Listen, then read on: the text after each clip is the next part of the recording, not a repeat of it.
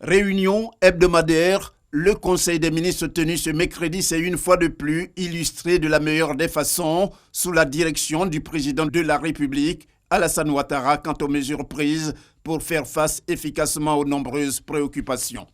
Comme première mesure à retenir, l'adoption par le Conseil d'un décret sur le fonctionnement du Conseil de discipline des services pénitentiaires.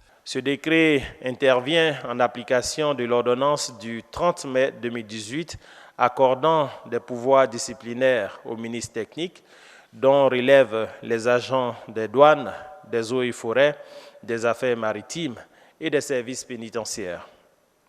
Cette ordonnance autorise chaque ministre concerné à prononcer des sanctions disciplinaires de second degré pour réprimer les manquements graves à la discipline. Elle institue à cet effet auprès de chaque ministre dont relèvent les corps visés un conseil de discipline en vue de garantir la transparence et l'impartialité des procédures éventuelles.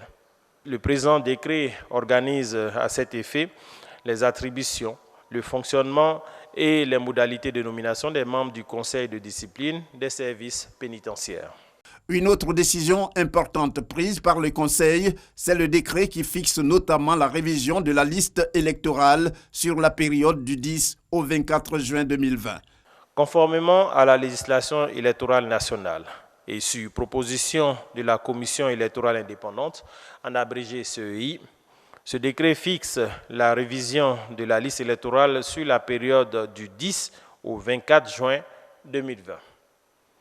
À cet effet, plus de 11 000 centres d'enrôlement seront ouverts pour permettre aux requérants d'être le plus proche possible de leur lieu d'inscription sur la liste électorale.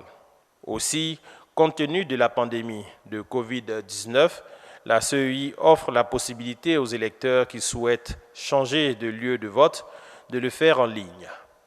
Le mode opératoire de cette innovation sera précisé par la CEI.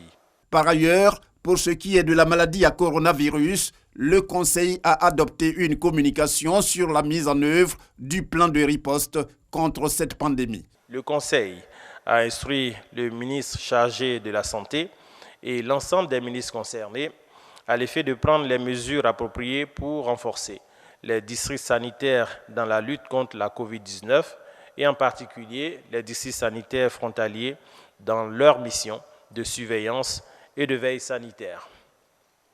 Des instructions ont également été données pour améliorer le suivi des élèves et enseignants de retour à l'intérieur du pays du fait de la reprise des cours dans les écoles, les collèges, les lycées et les universités.